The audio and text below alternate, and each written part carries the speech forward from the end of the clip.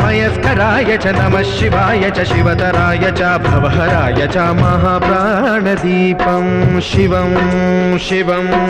भजे मंजुनाथं शिवं शिवं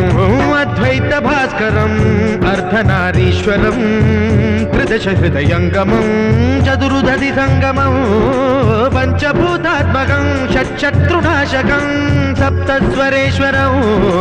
अष्टसिद्धीश्वरं नवरसमनोहरं दशदिशासु विमलम् मेकादशोज्ज्वलं मेकनाथेश्वरं प्रस्तुतिवशङ्करं प्रणतजनकिङ्करं दुर्जनभयङ्करं सज्जनशुभङ्करं